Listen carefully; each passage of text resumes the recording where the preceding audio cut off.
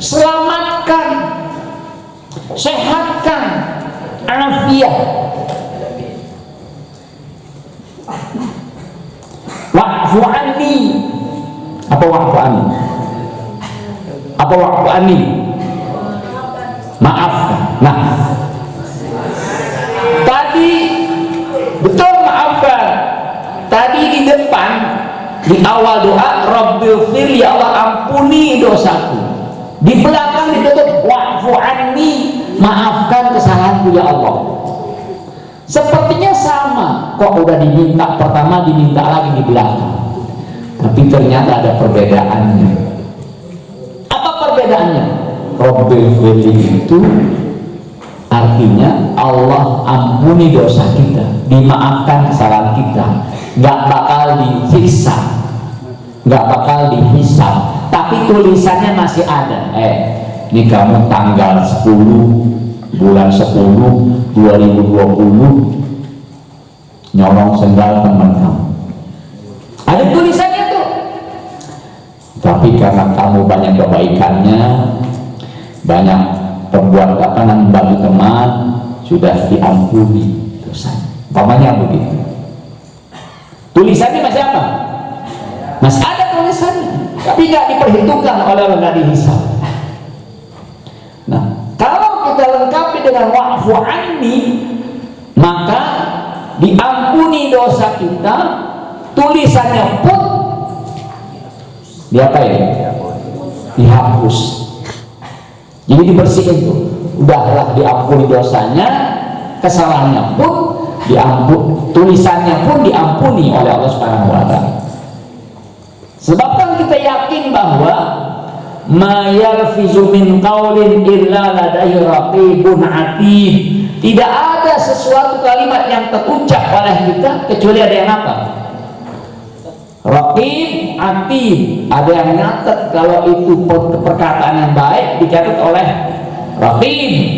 Kalau itu ucapan yang jelek dicatat oleh siapa? Atid. Maka ketika Allah ampuni dan dikabulkan doa kita wa'fu anni, bukan hanya dimaafkan kesalahan kita, tapi dihapus catatan. Nah, ini juga kadang-kadang itu nggak sampai di doa ini, wa'afin wa'fa itu nggak sampai. Nah, maka mulai hari ini, mulai saat ini, baik di sholat fardu 5 waktu, baik di sholat sunnah, maka jangan pernah kurangin kandungan doa tersebut, dan jangan terburu-buru. Jangan terburu-buru. Bayangkan kalau itu kita baca dengan perlahan-lahan, memahami artinya lengkap, berapa kali itu kita baca dalam sehari semalam? Minimal 17 kali. Belum lagi ada qobliyah kita, ada ba'diyah kita, belum lagi sholat-sholat sunat yang lain. Bisa sampai 40-50 kali kita baca, karena 50 rakaat kita sholat sehari semalam dengan sholat-sholat sunat, bahkan ada yang lebih. Sebab yang namanya sholat sunat, apalagi sholat sunat mutlak, kan nggak terbatas jumlah rakaat. Logikanya begini, kalau kita minta sesuatu sama teman kita, bahkan sama orang tua kita, minta sesuatu, pagi kita minta, ini subuh ini jam 4 kita minta, nanti siangan dikit duha kita minta, zuhur kita minta, asar kita minta, maghrib kita minta, isya kita minta. Kepada teman kita minta sesuatu, kira-kira dia senang apa kesal? Hah? Senang apa kesel? Kesel. Pinjam duit dong, pagi didiamin, nanti jam 9 pinjam duit dong, didiamin, zohar pinjam lagi, pinjam duit dong. Kira-kira apa jawabannya? Lu lagi.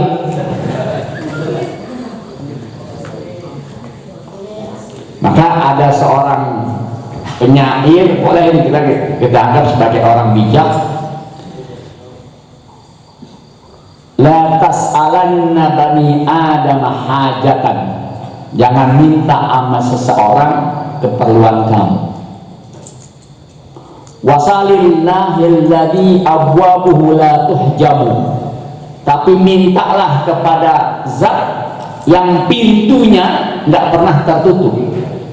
Wasalillahil ladzi abwabuhu la tuhjabu, mintanya kepada siapa? Kepada zat yang pintunya tertutup. Siapa itu zat yang pintunya pernah tertutup? Allah Subhanahu wa ta'ala.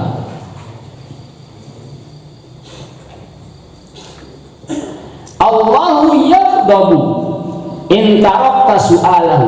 Allahu yaghdabu, Allah bakal marah. Allah bakal marah kalau kita nggak apa? In tarakta su'alahu, kalau nggak pernah minta. Allah marah kalau kepada kita, Allah marah kepada kita kalau kita nggak pernah berdoa kepada Allah. Begitu pemahaman. Tapi bagaimana dengan manusia? Bagaimana dengan manusia? Wa bani Adama hina yus'alu yaghdabu. Tapi kalau manusia ketika kita minta, apa reaksinya? Yaghdabu. Apa yaghdabu? Apa yaghdabu? Nah, kalau orang seringan kita minta, bahkan nggak sering pun, jarang kita minta, satu saat dia bakal apa? Bakal kesel sama kita. Minta dulu, minjem dulu. Tapi sebaliknya Allah Subhanahu wa ta'ala marah kepada orang yang nggak pernah minta kepada dia. Maka diajarkan kepada kita bermacam-macam redaksi doa. Ada beberapa ayat yang isinya doa semua. Namanya di surah Ali Imran ayat terakhir, Rabbana innana sami'na munadiyan yunadi lil imani an aminu birabbikum fa aman. Rabbana faghfir lana dzunubana wa kaffir 'anna sayyi'atina wa tawaffana ma'al abrar. Rabbana wa atina ma wa'adtana 'ala rusulika wa la tukhzina yaumal qiyamah innaka la. Di akhir Al-Baqarah juga isinya doa. Banyak redaksi yang diajarkan oleh kepada kita. Buat apa? Buat kita minta kepada Allah Subhanahu wa ta'ala. Termasuk Rabbil Fili ini. Rabbil Fili warhamni wajburni warfa'ni warzuqni wahdini wa'afini wa'afan. Ya. Dan nanti kalian ini kalian semua walaupun sekarang kumpul di satu tempat, nanti ketika sudah takharrud, sudah selesai dari pesantrennya, semuanya bakal apa?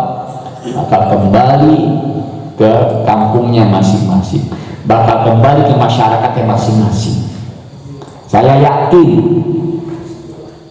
bahwa ketika kalian sudah selesai dari pesantrennya, sudah selesai dari kuliahnya, bahkan sebelum kuliah pun, ketika masyarakat tahu, oh ini santri,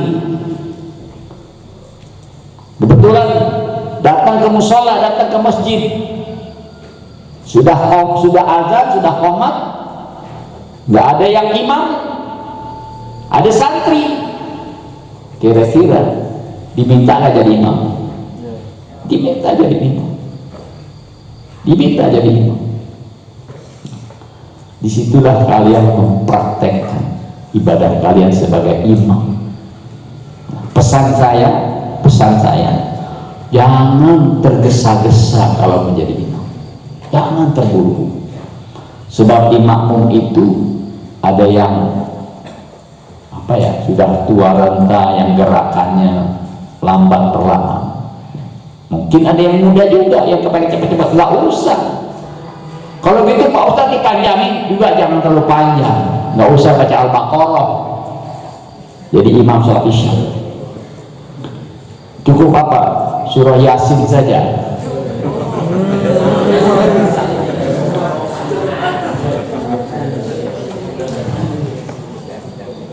Ya, kalau membaca surah Yasin ya, cukup 1 halaman saja. Pengalaman saya ketika membimbing umroh, kebetulan saya turun dari hotel dengan salah seorang jamaah mau sholat isya. Sudah komat nih, sudah kedengaran suara imam mulai sholat. Kemudian ketika mulai sholat, takbiratul ihram, baca Fatihah. Selesai baca Fatihah, saya belum masuk nih, belum sampai barisan, masih jalan. Mulailah imam, selesai waladhdallin amin, dia baca Yasin, Yasin, Al-Quran. Teman saya atau jamaah saya, wah imamnya baca Yasin. Artinya apa? Jangan-jangan panjang nih sholatnya. Tapi memang nggak pernah ya, di Masjidil Haram, Masjid Nabawi itu bacanya sampai 2-3 halaman, nggak, kecuali kalau sholat subuh hari Jumat itu saja. Sholat tarawih pun, sholat tarawih itu 20 rakaat di sana dibaca 1 halaman. Kenapa? Karena setiap malam tarawihnya 1 juz. Jadi 1 halaman, 1 halaman selesai 1 juz. Nggak pernah panjang. 1 halaman panjang apa pendek? Pendek termasuk. Yang panjang itu Al-Baqarah ya. Yang panjang itu Ali Imran, An-Nisa yang panjang ya. Sahabat pun ketika bermakmum kepada Nabi, kalau itu sholat sunnah, banyak yang nggak sanggup ya.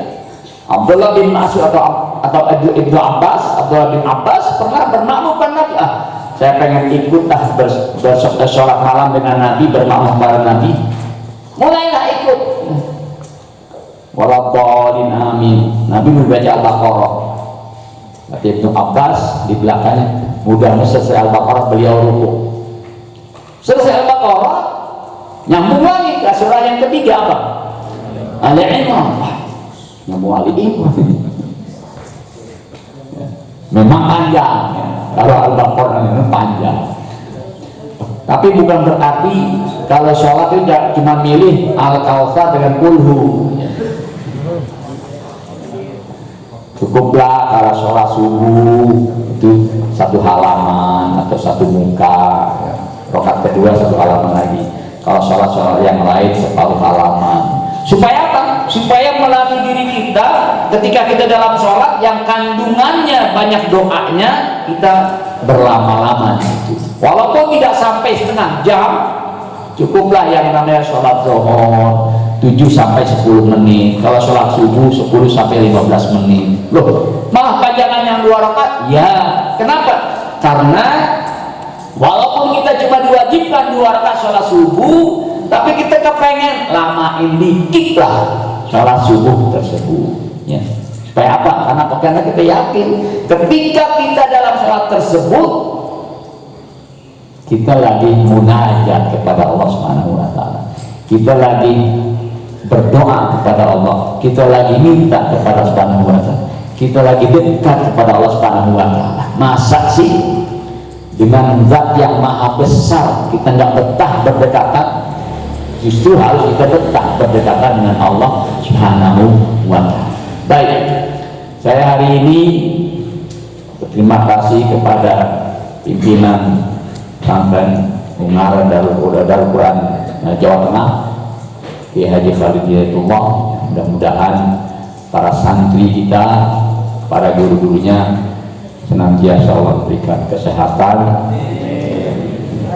betah pada di sini ya. Bahkan nggak mau pulang ya, walaupun sudah selesai. Karena ada SMA di sini ya? Belum ada. Insya Allah akan ada SMA-nya, ada SMA-nya. Nggak mau pulang, di sini aja. Sampai kapan? Sampai nikah.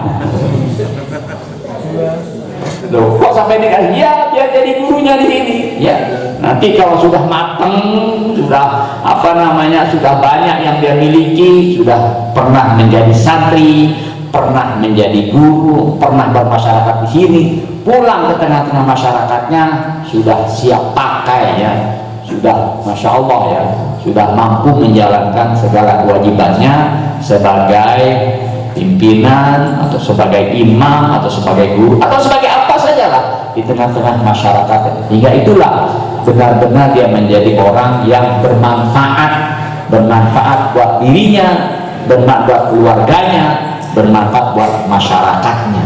Maka disitulah dia mendapatkan gelar khairun nas anfa'uhum linnas, menjadi orang yang terbaik. Kenapa? Karena bermanfaat bagi manusia-manusia lain. Baik, kita akan ikuti selanjutnya pelajaran, tausiah, nasihat, bimbingan dari guru kita Al-Ustaz Dr. Zainul Rosyid. Mudah-mudahan kalian bisa mengikutinya, dan sekali lagi saya terima kasih, mohon maaf lebihnya apa yang saya sampaikan pada kalian sesuatu yang kurang berkenan, tetapi yakinlah, percayalah bahwa ini saya sampaikan agar kita menjadi orang yang lebih baik, menjadi lebih bermanfaat, dan ibadah kita benar-benar menjadi ibadah yang diterima oleh Allah Subhanahu wa taala, lengkap dengan doa-doa yang kita panjatkan dalam setiap ibadah. Amin ya rabbal alamin. Kita minta tolong baca Fatihah sekali lagi buat para guru kita, baik di pusat maupun seluruh cabang Al-Quran, termasuk juga rumah-rumah tahfiz, ya, agar Allah Subhanahu wa taala mudahkan segala proses pendidikannya. Pesantren yang sekarang sedang membangun rumah-rumah tahfiz yang mulai banyak bermunculan, ya. Juga para santri-santri kita semuanya Allah berikan kesehatan, kemudahan, dan berikan ilmu yang bermanfaat. Al-Fatihah. A'udzu billahi minasyaitonir rajim. Bismillahirrahmanirrahim. Alhamdulillahi rabbil alamin arrahmanir rahim maliki yaumiddin. Iyyaka na'budu wa iyyaka nasta'in ihdinas siratal mustaqim siratal ladzina an'amta 'alaihim ghairil maghdubi 'alaihim waladdallin. Amin. Wa minkum. Assalamualaikum warahmatullahi wabarakatuh. Waalaikumsalam warahmatullahi wabarakatuh.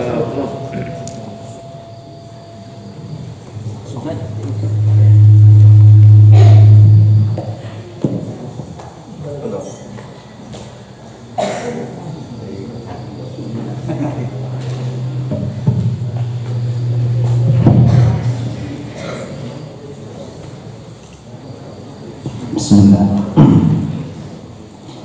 Ya, yang dinglung-dinglung mau dilanjutkan, naik kepalanya, naik dulu ya, naik kepalanya, naik.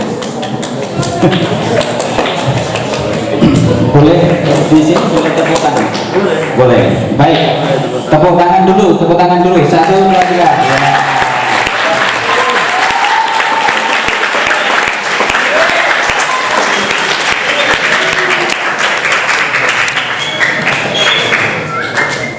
Baik, itu sebelum kita mulai ya, Kosasi guru kita semuanya ya, beliau sangat ahli, tawadhunya luar biasa, dan itu menjadi inspirasi dan keteladanan bagi kita semuanya ya.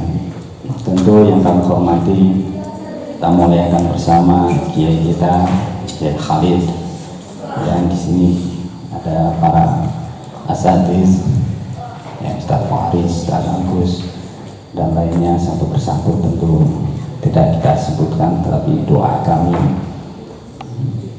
para sahabat-sahabat semuanya yang berjuang di jalan Allah, yang mengajarkan kepada kita, anak-anak kita yang luar biasa. Insya Allah karena ini bisa melanjutkan sedikit begitu dari Yai Kosasi. Luar biasa nih Yai Kosasi nih, dari hari awal ya, dari Jakarta nih, sudah beberapa hari ini staminanya luar biasa, dan kita doakan selalu beliau ini. Habis ini nanti langsung ke Purworejo balik lagi ya, perjalanan darat luar biasa kan. Beliau di usia yang seperti ini masih selalu dalam setiap langkahnya memberikan manfaat yang luar biasa.